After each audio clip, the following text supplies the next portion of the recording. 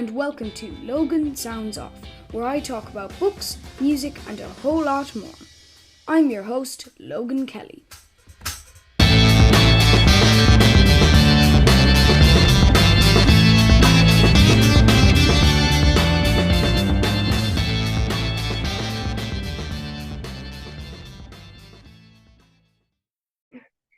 Hello, and welcome to Logan Sounds Off.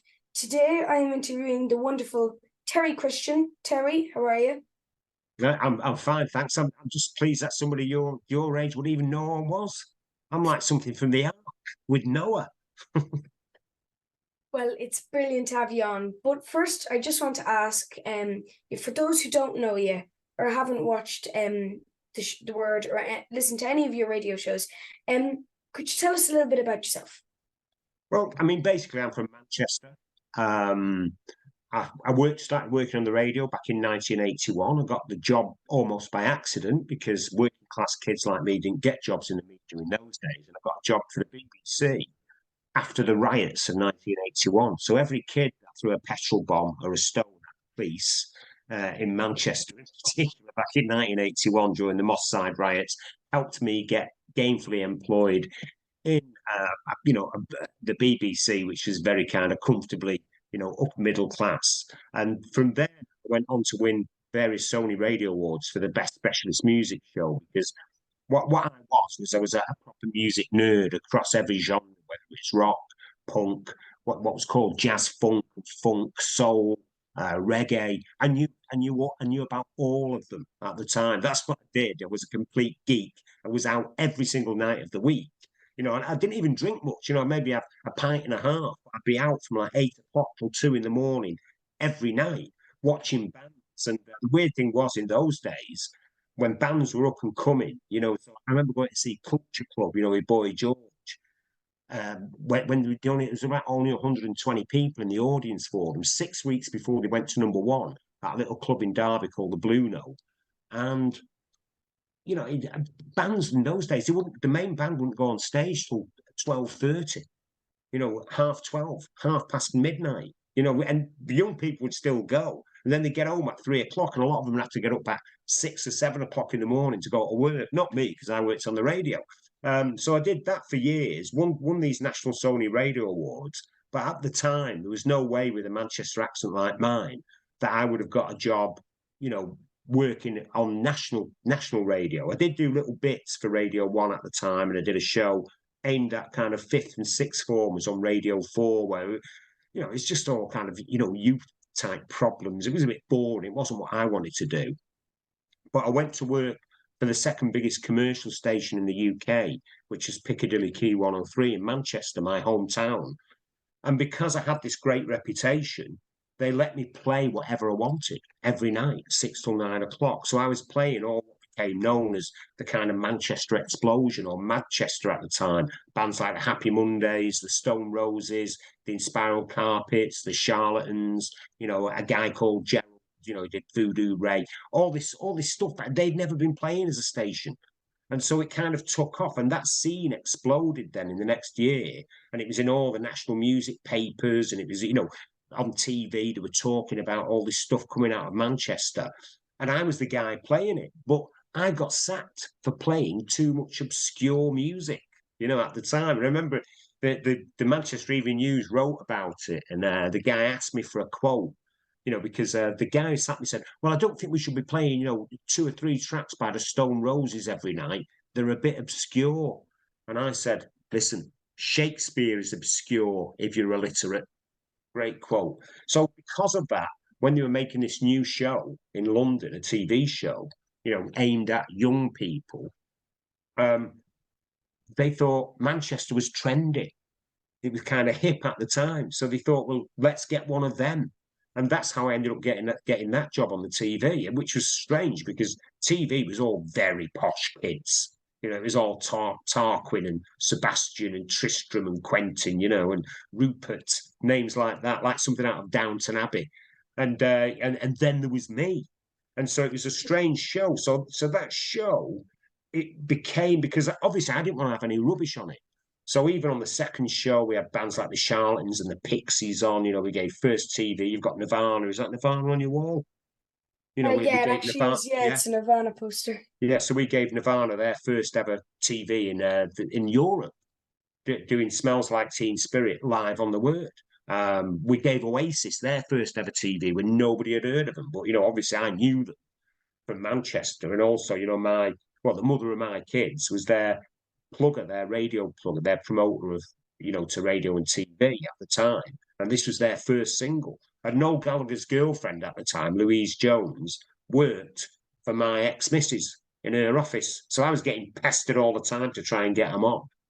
So I did it. It took me 6 weeks of arguing with Sebastian, Tristram, Quentin, Tarquin, and Rupert to get them on. So it was good in that way, and it was good for me. It meant, for the 5 years that the Word was on, I got about 17 different bands from Manchester on that show, and some of them were on 3 or 4 times, like the Charlatans, James, the Happy Mondays. They were on quite a lot of times.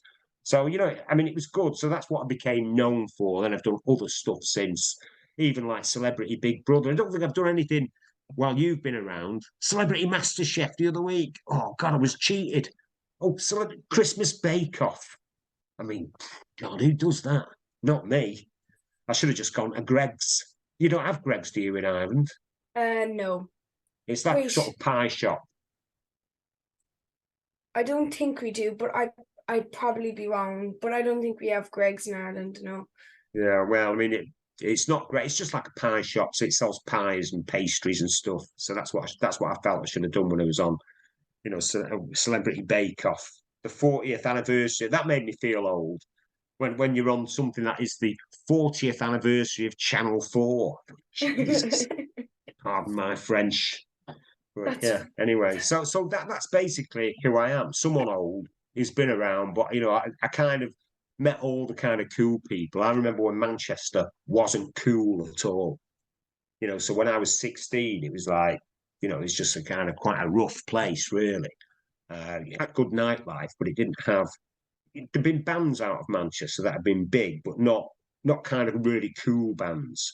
And then suddenly, a lad who was in my class at primary school, who was a friend of mine, and then also at secondary school, started drumming with a band called Buzzcocks, and they were one of the very first punk bands back in 1976, yeah, called John Mark, yeah. Maher, Mark, because obviously we're all Irish descent. He just lived on Milner Street in Old Trafford, and it was strange for me because I was in like the lower six, going in doing my A levels, and he left at sort of May time, just before the end of the lower six, to go full time with Buzzcocks. Crazy. And they became one of the big punk band from outside of London, the Buzzcocks. And had hit records and Yeah, stuff, but yeah. the Buzzcocks are very, very good. They are actually. How do you know about the Buzzcocks? Well, like if you can see back there, you can see the top shelf.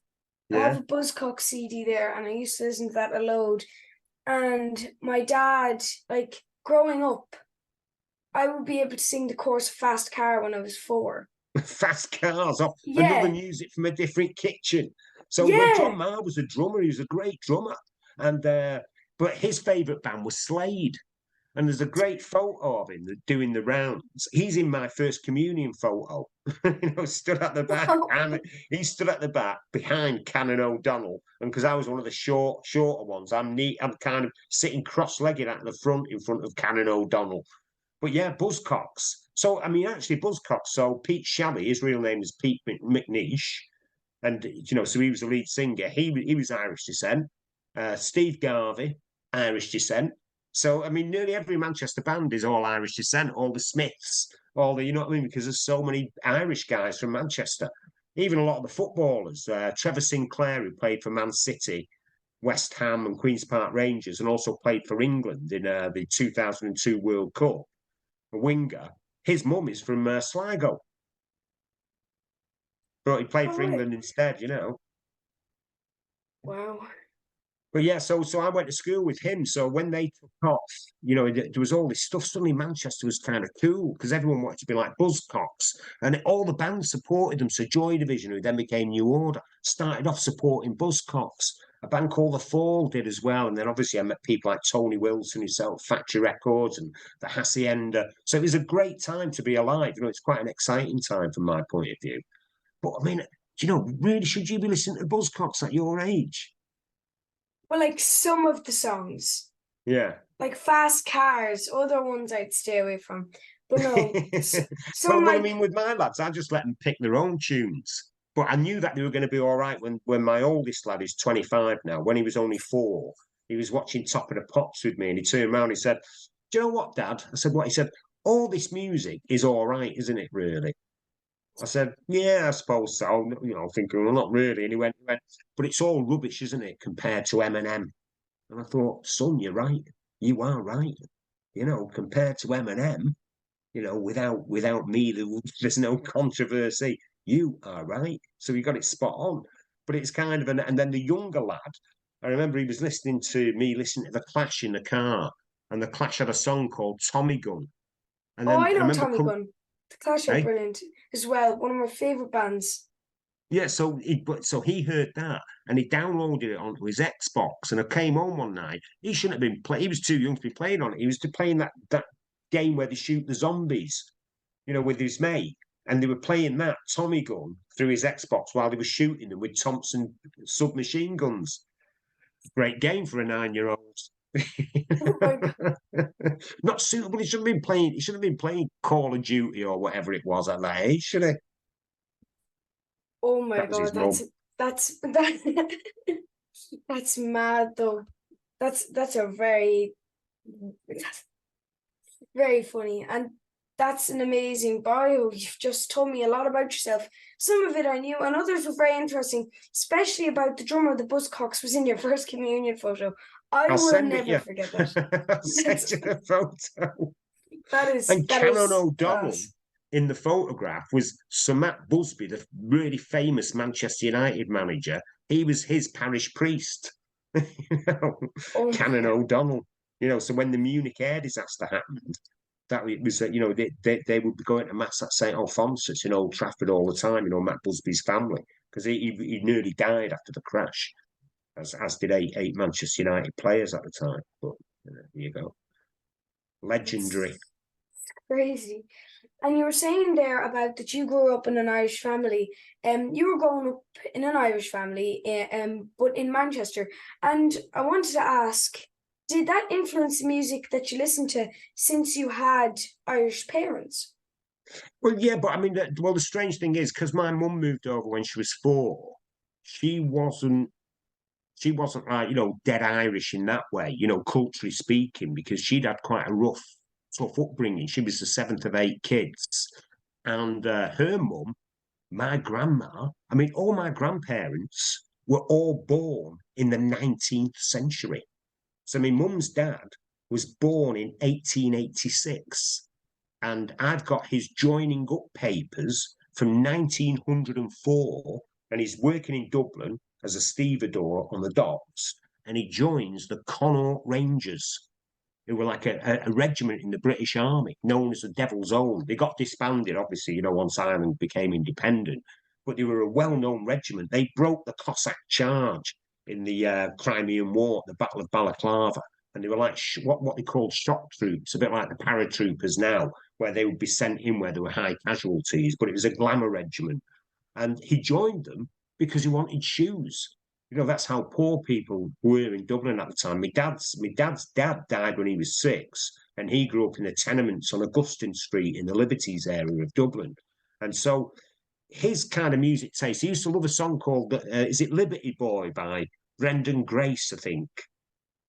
I think he was like some sort of comedian, but he'd make the odd record. Brendan Grace, Liberty Boy. But obviously, we had like that album of Irish rebel songs, but my mum didn't like it. My dad would put it on every now and then with Kevin Barry on, and the Boys of Kilmichael and the Wearing of the Green, and yeah, Roddy McCauley had that one on, and Beulah Vogue. In Beulah Vogue, as the sun was setting, all the bright May meadows of Shelmalere, a rebel hand set the heather blazing and brought the neighbours from far and near. Obviously, from the 1798 rebellion, the Croppies Rebellion, wasn't it? Yeah. The Battle of Vinegar Hill and all that. So we had that stuff, but it was like being Irish didn't feel as if you were cool, you know. And then the Irish themselves are quite tribal because my mum and dad were Dubliners, so my dad used to go to a particular pub. Well, there were three pubs that were Dubliners pubs. You know, they'd avoid the cult cheese, as my dad used to say, and then they'd have their pubs too. And they would tend to go to the Irish clubs, whereas my dad would just go. So his best mate, my dad's best mate, who was from Dublin, was a guy called Tommy Cody, and he is the footballer John Sheridan's granddad. And John Sheridan played for the Republic of Ireland in the 1994 World Cup. He was a midfielder, so he played for Nottingham Forest, Sheffield Wednesday, and Leeds United, although he was born in Stretford. But, you know, his parents were Irish too. So my dad was best friends with his granddad. So, you know, so everyone was sort of Irish. I remember going out with a girl when I was about 15 or 16, that's it. I still speak to her now, Margaret Donegan. And then I found out, I didn't even know this, half my mates were cousins. Well, that's not good, you know. Thought, all right, time to move on. Very pretty girl, but you don't want that, do you? You know, to find out half your friends are your girlfriend's cousin when you're 15. No, forget it. So, I mean, it was a great area to grow up in, you know, obviously. And it was like, but, you know, that sense of Irishness we didn't really have. You know, you'd hear the odd story, you know, you get memories. Like my mum's dad, he was a regular in the British Army, so he was in World War One.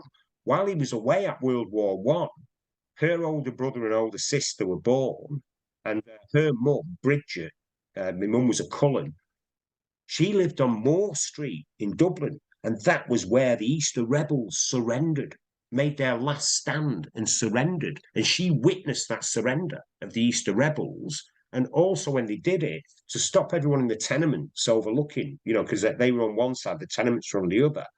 And the British actually fired shots just to make everybody step back from the window, because obviously they were like punching them and kicking them and what have you.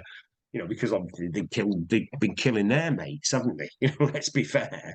Plus, there was a war on, and they didn't want all this going on. And the story that my grandma passed on was like a bullet went through. There was one of her neighbours was leaning out the window with a daughter, witnessing this, and one bullet went through both of them and killed them instantly. You know. Oh yeah, she was weird. She was weird. My grandma Bridget. It was quite funny because my niece is trying to write a book about her because she had such a weird, interesting life. She was in service in Belfast before World War One, you know, back in 1910, and got stoned there and everything because obviously she was from the south. She was obviously Catholic, you know what I mean, from being from Dublin. And you know, whenever they'd have like riots and stuff up there, they'd start attacking people, especially if she'd be working in a Protestant area, you know, in service. And then what is it? But it was quite funny, and I remember like my niece asking me mum when she was alive, "Mum, what was your mum like?" And my mum went, "She was a bleeding bitch." Which yeah, sounds it, you know. I mean, she died in 1965. She'd gone, so I was only like 4 when she died. So I can't remember meeting her because she got a bit too lally. But yeah, you know, and like my granddad, my mum's dad, he died in 1938 because he was gassed in World War One and taken prisoner by the Germans in March 1918 and never really recovered. You know what I mean? So both my granddads, none of them made it through the 1930s. Neither granddad. They didn't even make it to World War Two. So it's strange, isn't it? But that's because I'm 63, even though I look great. but to think that but I'm the fourth of 6 kids. No, but I'm the fourth of 6 kids. So my mum was the 7th of 8. So you can see how it stretches right back. You know, I mean, if I go on, who do you think you are? I'll be getting to the before I get to my great granddad. I'll be going back to before the Napoleonic Wars. The funny thing is about the name Christian. We found out by accident years ago that it's a Manx name. It comes from the Isle of Man. Now, my dad was a real Dubliner, so he'd going, "Yeah, we're not from the Isle of Man, you know, we're from Dublin, blah, blah, blah." And he'd be going banging on about this all the time. So, well, you know, they say that it's Manx, maybe it is. Anyway, my younger brother, Kevin, he was tracing back the family tree. And we got back as far as a guy called Thomas Christian, who was our great granddad, born in 1831. He was a farm labourer in the outskirts of Dublin, Stepaside, that area, you know, in the Dublin Mountains. Yeah. Anyway, our Kev got back one further to his, you know, to my dad's great granddad, our great great granddad, William Christian, born in the parish of German Peel in the Isle of Man in 1805.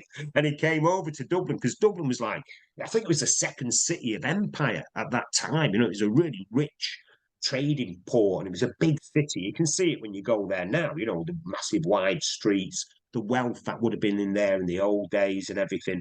And so yeah, so him and his wife Esther Quilliam came over from the Isle of Man in like I don't know, sort of 1825 or something, and had a family there. You know, so that's it. So my dad wasn't as Irish as he thought he was. He's Manx. That's a horrible place as well, isn't it? The Isle of Man.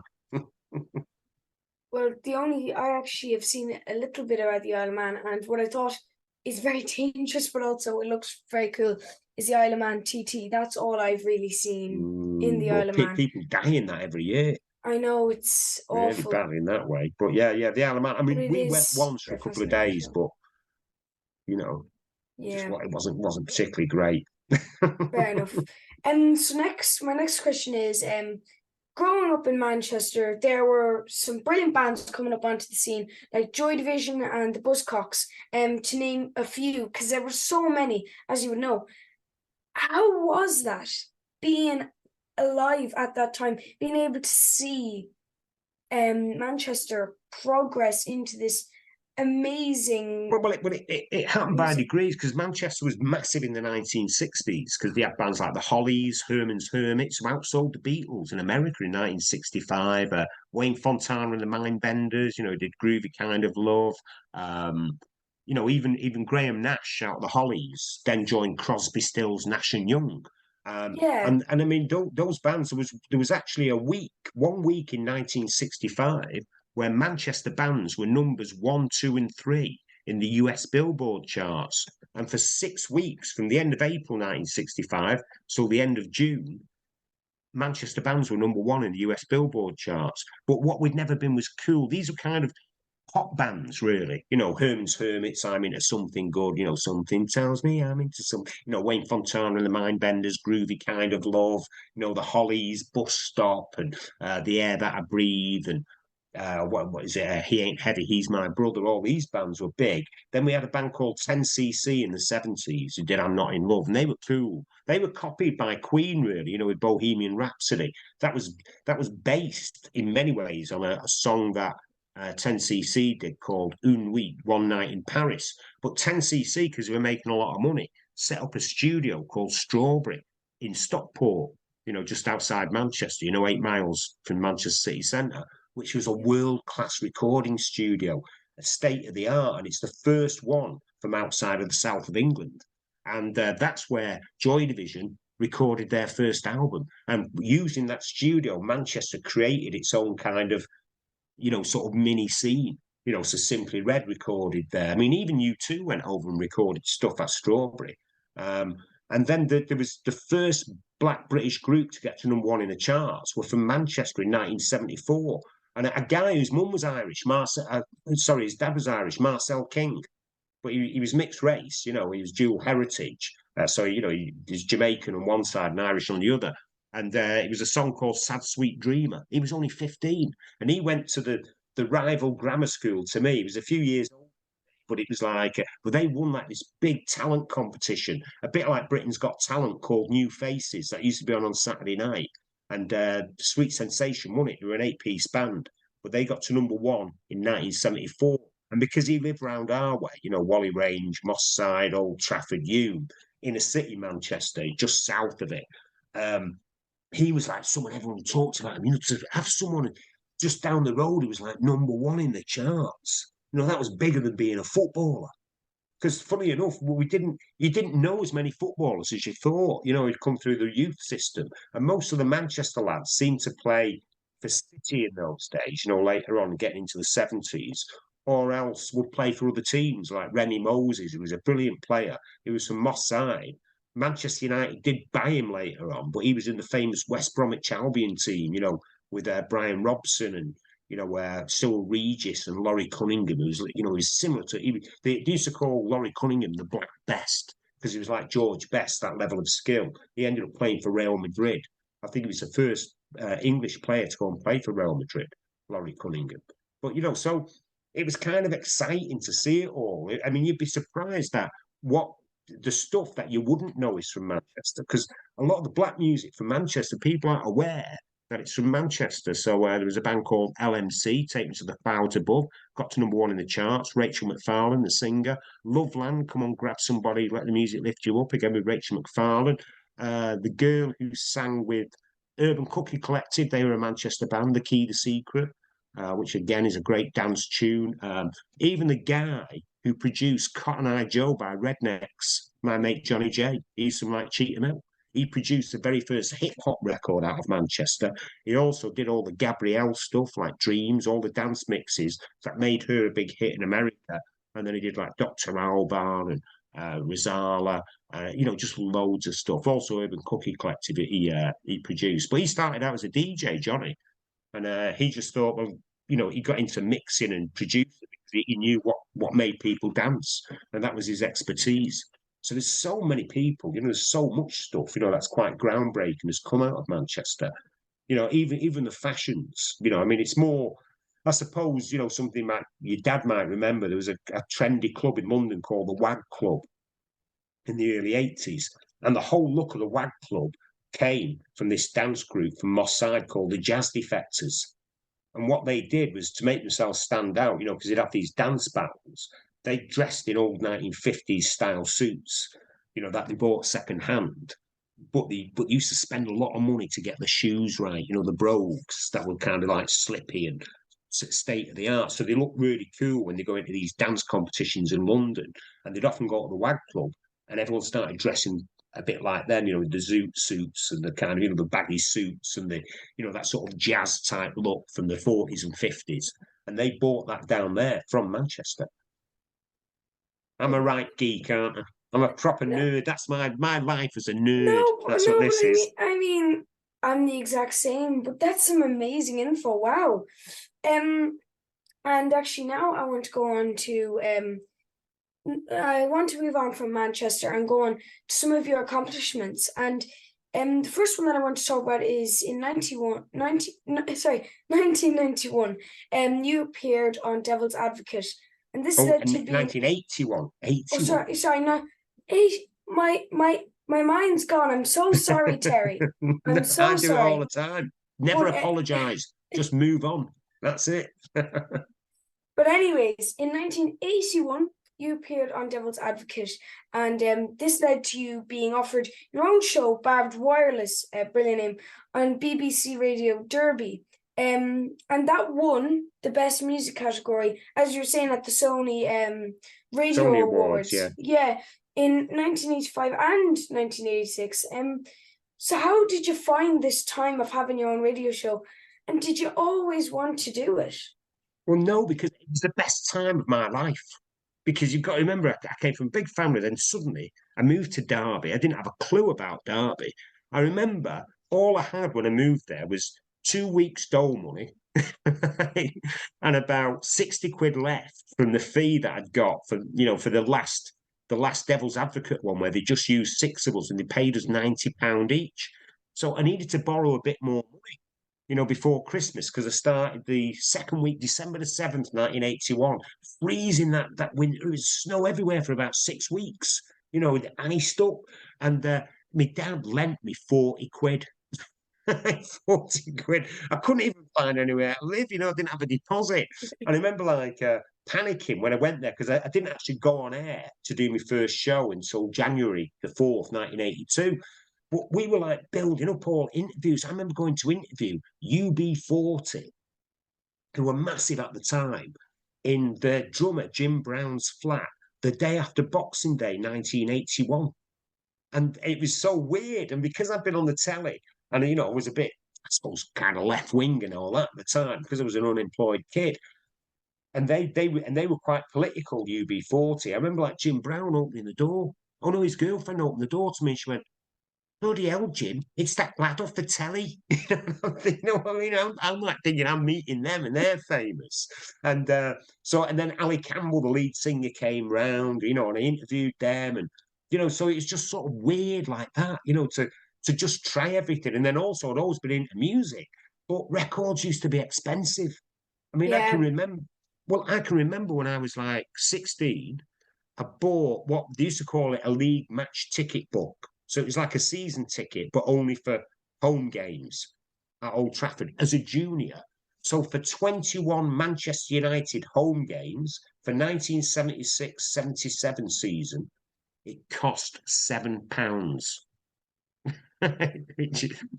You know, I mean, well, it was cheap football in them days, and that was with 9 internationals in that United side. You know, we beat Liverpool in the FA Cup final, stopped them from being the first team to do the treble because they won the league and they won the European Cup. But we beat them 2-1, and we only had one shot on target. Our goal was a shot off target that hit a player called Jimmy Green off on the back and then rebounded into Liverpool's net. I mean, he was a United player, but it was Lee McCarthy's shot. It was going out for a goal kick, and it hit him on the back and bounced in. That was our winning goal.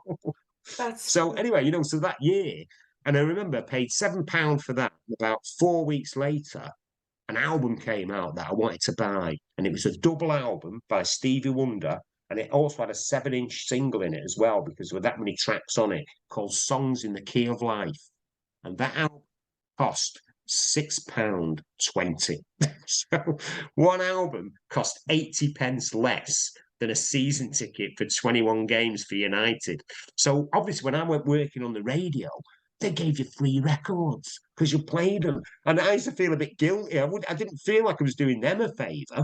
I'd be going, oh, can you send me that Echo and the Bunnymen album? Can you send me this? Can I have that? And then you'd interview anyone who's coming, you know, locally, you know, like that. So I did like Culture Club, interviewed The Fall, interviewed an old blues guy who was fantastic called Bo Diddley, a real legend. You know, he's from like, you know, he sort of virtually invented rock and roll, Bo Diddley. But he was a black yeah, guy, so everybody ripped him off and ripped off his sound, including the Rolling Stones in the early days. So, you know, I mean, it was just so great. It was the best time of my life. I had my own flat eventually, even though it looked terrible. I was a guy, I got free to all the gigs. I had my own radio show, I could play what I wanted. Do you know what I mean? I even put bands on later and managed bands, and the women loved me back then. Fantastic. that What sounds can I right. say? I mean, you summed it up all there, and now I was living this. in heaven. You didn't need money because I'd fulfilled all my ambitions. You know? I mean, it worked out perfectly. And now I want to move on a bit, going a bit later. In 1989, you wrote the Word page in the Manchester Evening News, where you focused on the Manchester music scene, which led to you becoming a host on Channel 4's The Word in 1990. Well, I How gave him did the it name. Well, how did it make you feel to see your writings inspire a show like The Word? Well, it Because did. Well, it didn't. No, obviously they got the name from your no. thing. What happened was I was doing another radio show. I was doing one on Sunset Radio, which was Britain's first black music station. Then I was doing an indie station called KFM. That was before XFM. This was the first official indie type station that was based in Stockport. And there I worked with a guy called Craig Cash and a woman called Carolina Hearn, who went on to write The Royal Family and Mrs. Merton and all that stuff. And Craig was one of my best mates. I mean, Carolina Hearn, if you ever watch her stuff, she's very funny. But she was Irish descent on both sides as well. And then Craig was a big City fan, but he's very funny. So he does the voiceover on Gogglebox, Craig Cash. It's him doing the Oh, voiceover. oh, So I I worked with see. him, and then a Okay. guy who became a writer, a bit like Louis Theroux. He wrote loads of stuff, you know, UFOs and the psychopath test and the men who stare at goats that got made into a film. John Ronson, and he was my sidekick on the show. So we did that, and then I got an audition for this show that didn't have a name. So on that, I had a lot of ideas. I looked younger than I was, and what happened was even when we decided we were going to do the show and what the format was going to be, which was going to be similar to my radio show, you know, where I kept guests in together, we tried to play, you know, more cutting edge music. you know what I mean, and mix it up a bit more, you know, so keep it accessible.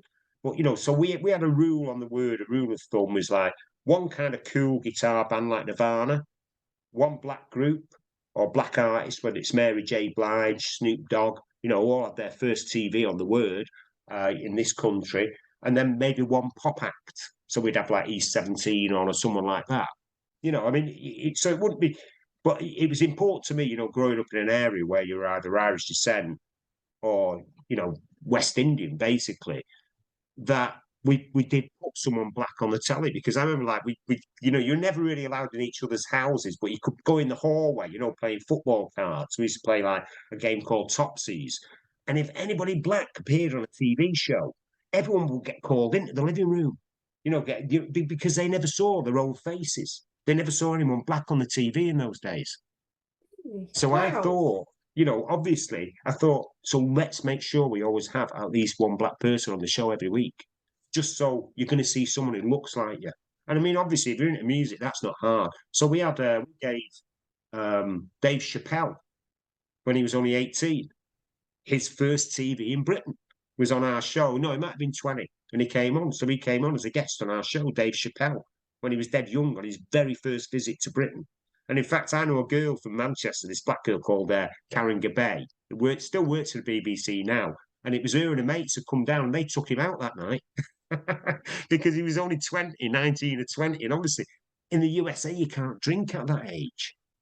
But over here you can, so it's party time for him, you know, being taken out, Dave Chappelle. So, you know, that was the exciting thing, but they couldn't find a name for the show.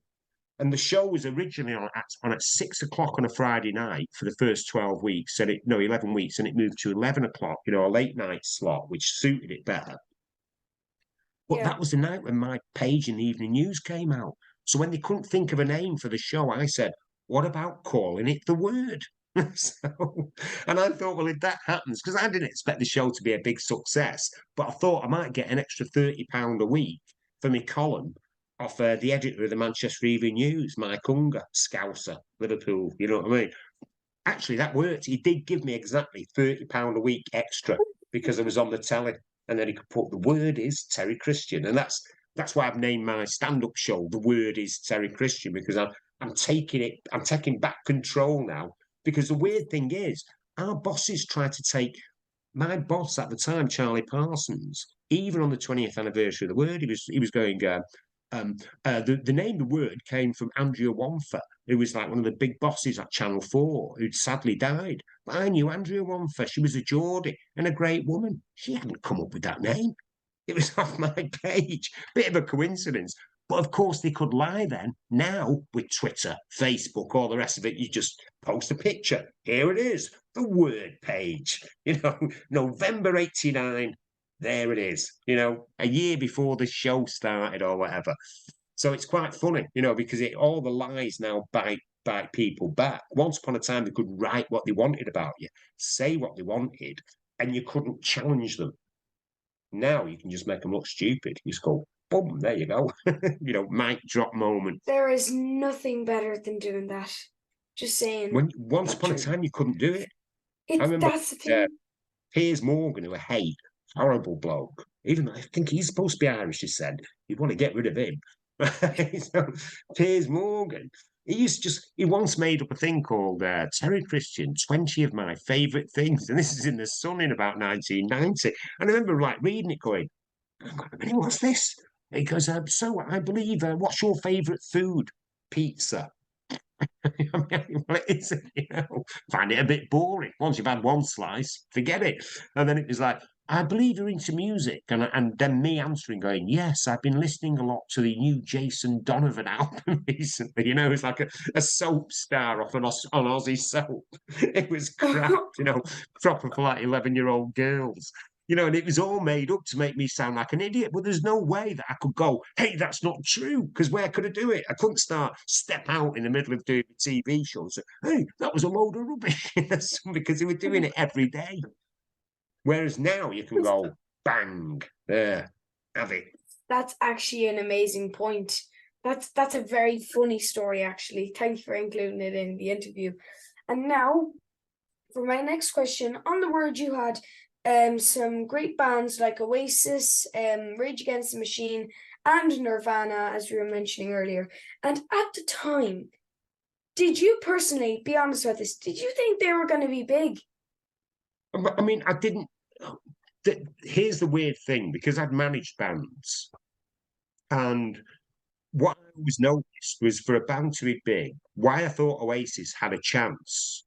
I mean, I've been to see them and they weren't that great, but I started hearing good reports because they went on tour with a Scottish band called Whiteout that we'd had on the Word, who were really young lads, they were only aged like 17, 18. And I remember feeling a bit sorry for them on the Word because you could tell we jumped the gun to get them on to be too hip. They needed another 6 months of playing live because it was quite unforgiving, the Word. It was live, but the bands normally sounded good.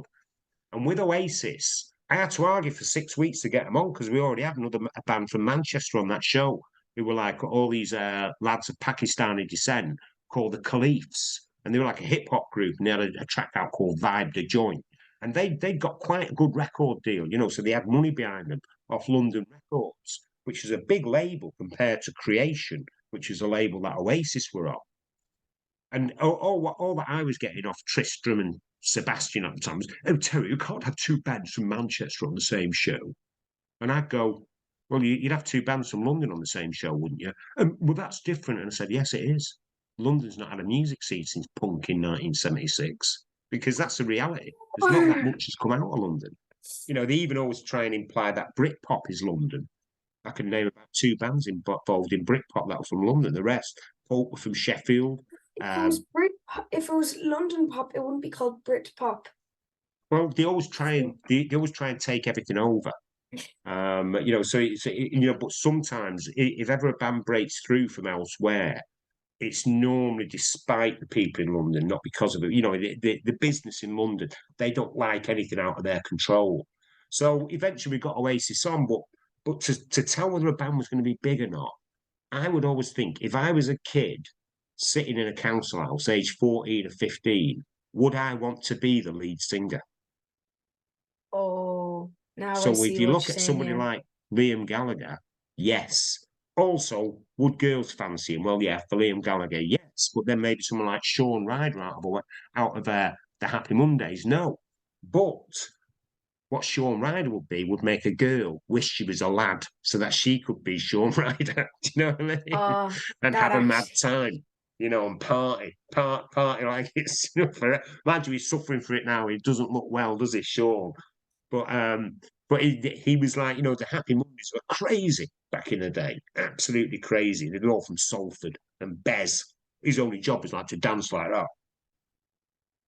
On like almost like he was on drugs, Logan. Can you imagine that? So anyway, which he may well have been, but it's like so they have that edge. So when you see that, then you know they're going to be big. I mean, whether they're going to last or not. I mean, I suppose with someone like Nirvana, they had a certain look and a certain sound that had kind of gone out of fashion a bit, but then they came back because a lot of kids, from smaller areas, they like rock music, they like punk, but with all the Manchester stuff and all the rave stuff, and kind of from the rave scene, they felt a bit left out. And because they didn't want to wear certain clothes or have a certain look, and then suddenly there's someone who's just wearing jeans and a check shirt, you know what I mean, and long hair. I thought it was a bit retro, really, Nirvana. I thought we've heard all this before in 1975, but never mind. But it was a great song, Smells Like Teen Spirit. Do you know what Teen Spirit is? Um, I know the song, but Teen Spirit, I don't know the actual explanation for it. So it was basically like some kind of cheap aftershave or deodorant spray in America that was called Teen Spirit. Oh, that's So it's cheap very and nasty, clever. and it was pushed at everyone. So when they're talking about smells like Teen Spirit, smells like a load of cheap shit and hype. Sorry, did I just use a terrible word like cheap? But anyway, so that's what it was about, really, that song. So That's yeah, a I mean, very weird with stuff like backstory. that, I mean, obviously, when you get somebody like a lot of the American acts that we get on, you knew, Mary J. Blige, you knew she was going to be one of the greatest. I just wish we got Lauryn Hill on or someone like that, but we always relied on the Americans actually being over. So we got Snoop Dogg when he was over. We had Coolio on, when he was over. I'm trying to think. I mean, we had all the big hip hop groups. Public Enemy, we had them on twice. And in fact, on one of their live albums, no, they've got an album, and it's got them performing on the Word. I mean, you can hear me introducing them with my weird accent, and then the I would audience in the check that out. background. I would check that out. Wow. Well, I mean, loads of, I mean, the stuff we had, what was Cypress Hill with Insane in the Brain. We had all the great kind of hip hop stuff. Yeah. We had bits of reggae like Shabba Ranks and what have you. Well, I mean, we should have had a bit more reggae on. But we had Sinead O'Connor on, but she didn't sing one of her own songs. She sang with a guy called Jar Wobble, who's also John Wardle, who's also Irish descent. But he's from London, but lives around the corner from me now. And he was the bass player in Public Image with John Lydon. And then he Oh. formed his own band, but he did all sort of weird world music. And she was doing singing a song for him called Visions of You. And that's when I met her. And she was fantastic. She was great, everyone would always think, because she was a huge star and she was always portrayed as being really awkward.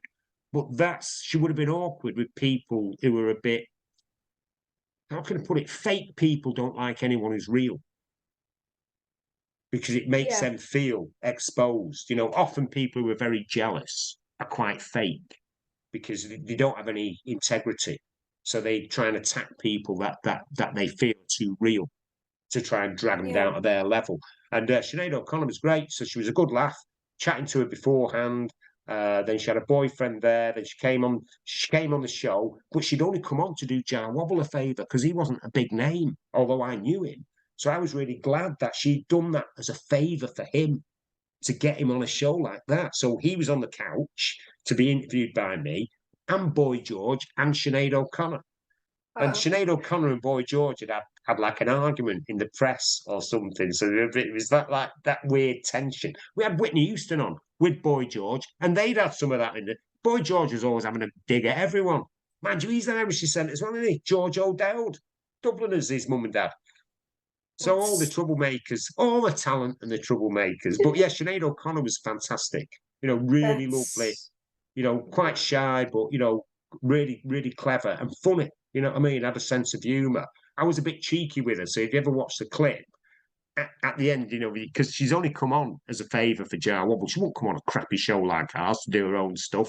And at the end, I said, "Oh, well, maybe next time you can come on with your own band." And she went, "Yeah, maybe," as if to say no chance. But she had been talking that she was going to be in a film about Joan of Arc, Saint Joan of Arc. And so I said, or maybe we'll just show a clip of you being burnt at the stake, because that's what happened to Joan of Arc. Obviously she led the French in like the 15th century against the English in France. oh And my when God.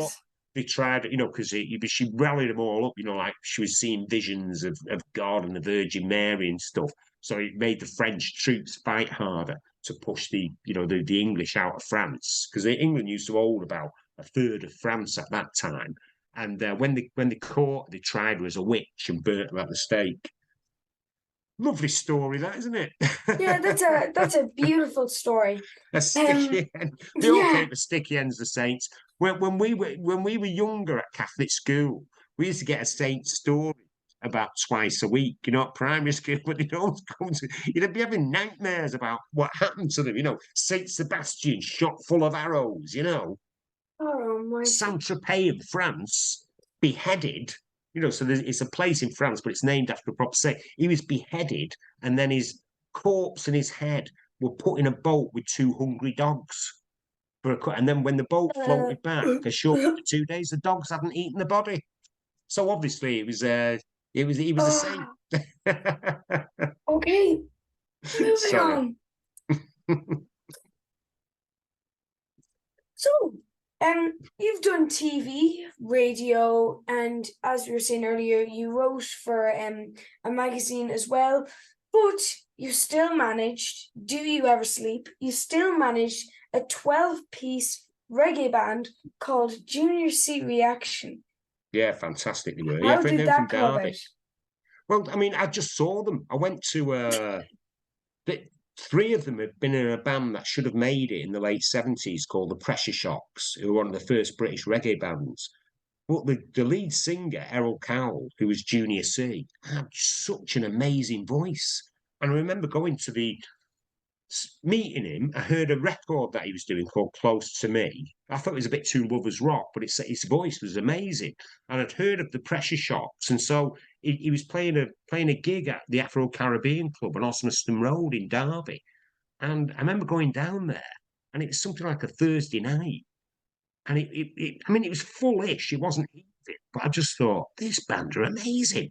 And I was a big reggae fan anyway. And then we added different, because at that time there were 10-piece, there were two sax players, and then I found a trumpet and trombone player, because we used to use a trumpet player from a reggae band in Nottingham, when we made demo tapes and stuff. And yeah, I mean that was like weird. That's when you saw like real racism. If you're managing a reggae band, I got them signed to a record deal with Chrysalis, Cool Tempo, and they just had a hit with a band called Go West.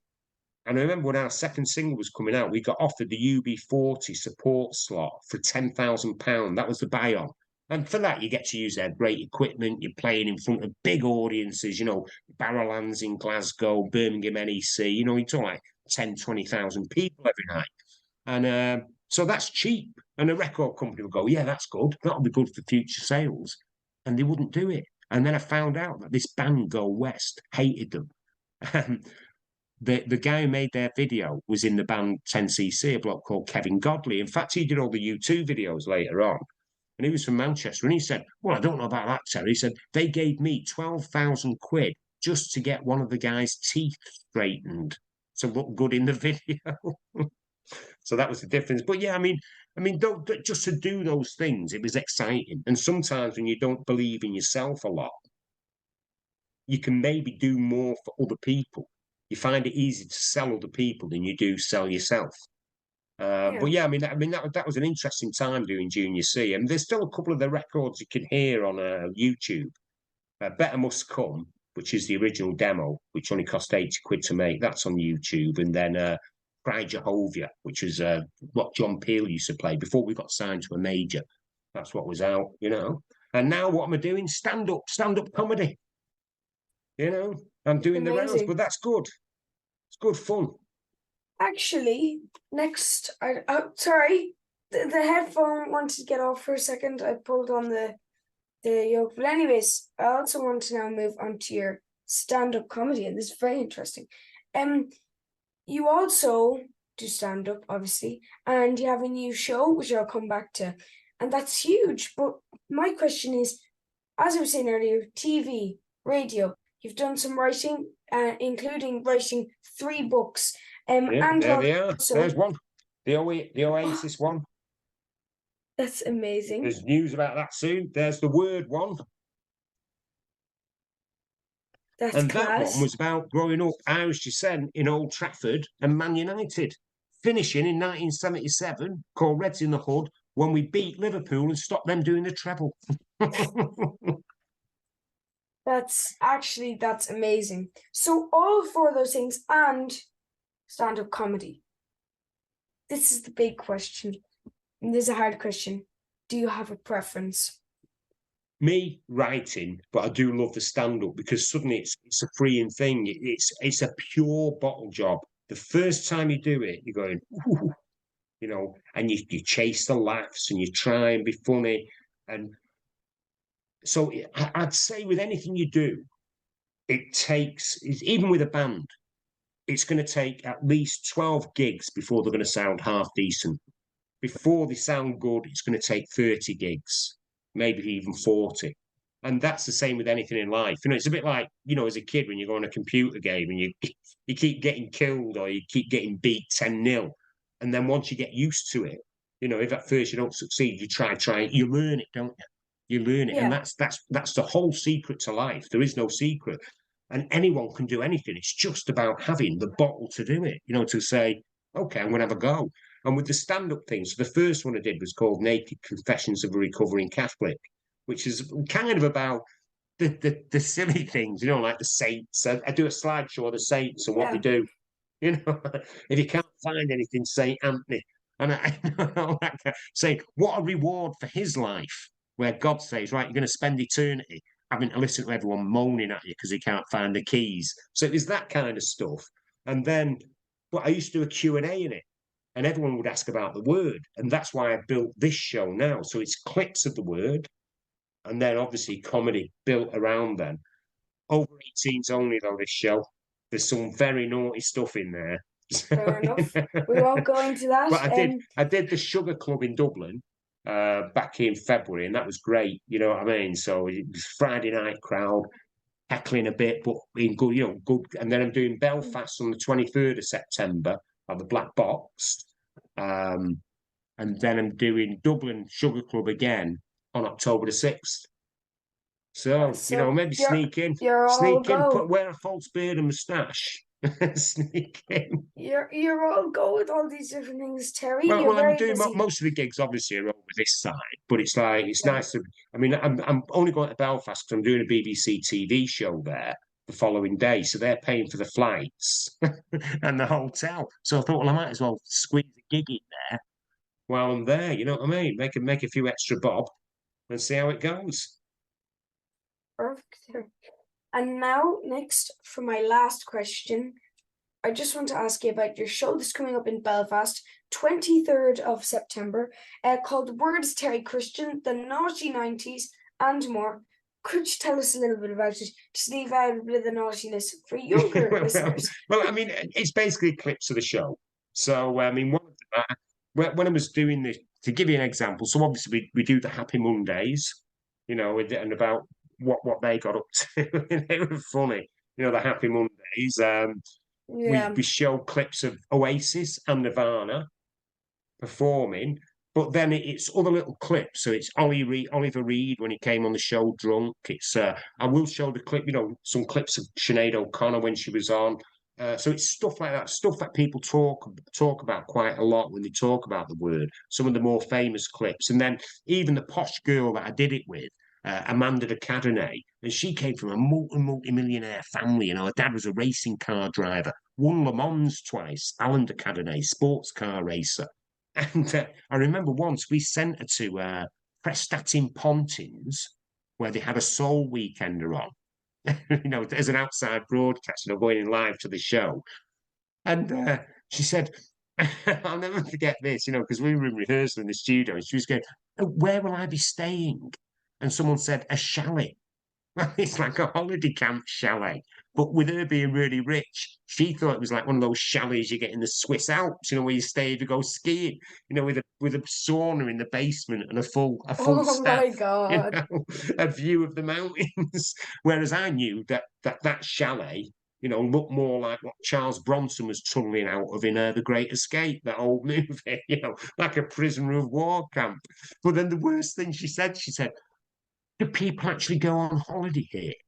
I mean, God, not only did we used to go on holiday at Pontins, we'd be so excited as kids we couldn't sleep for 3 weeks. We're going to Pontins on holiday.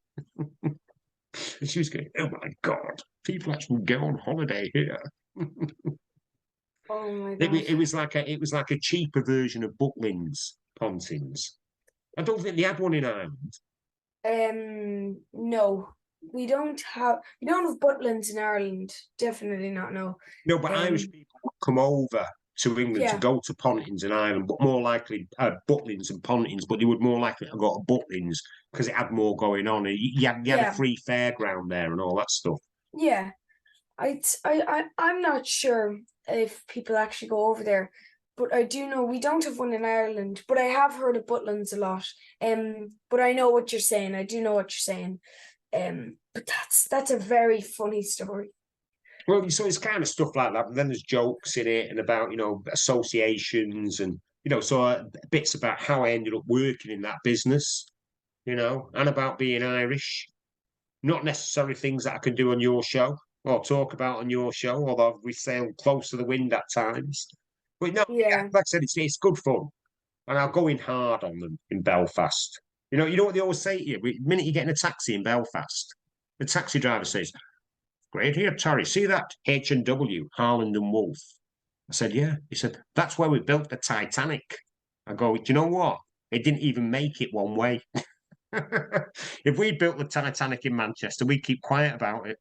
So, That's so they've even got T-shirts made in Belfast now about the Titanic going, it was okay when it left here. As if it's not their fault. that's very clever. Oh, that's very But clever. they used to do that when you went to Belfast. They'd tell me about the Titanic. Then they'd point out, see that the Europa Hotel, Terry. That's the most bombed hotel in Europe. Lovely. See that the Crown Pub. That's the most bombed pub in Europe. You go, okay, well, that's off my list of places to go tonight when I need a pint. You're thinking, you're not helping your tourist industry here. Oh my God, that's so funny. Be like us going going, oh yeah, over there. That's where the Peterloo massacre happened in 1860. It's Over there, crazy. that's where City Fan was stabbed in a fight in 1973. It's mad. It's mad what people say though without realizing the When it's the taxi consequences. drivers, hey, maybe it would be better for their tourist industry if they stop that. That's At mad. least Derry's got Derry girls, hasn't it? True, that is true. And there's a seaside nearby. Yeah, but yeah, that is true. That God, it is very true. Yeah, there's some comments that are made are very weird. Yeah, I that was the last question. Okay, Yeah, fantastic. you answered it perfectly, and thank you so much for joining me on Logan Sounds Off. Thank you so Hey, much, thanks, Terry, Logan. Great job. and have a great evening. Bye, Terry. Fantastic. Thank you for listening today. I hope you enjoyed this episode. You can follow me on Facebook, Twitter, and Instagram at Logan Sounds Off. And if you have any questions or requests, you can email logansoundsoff@gmail.com.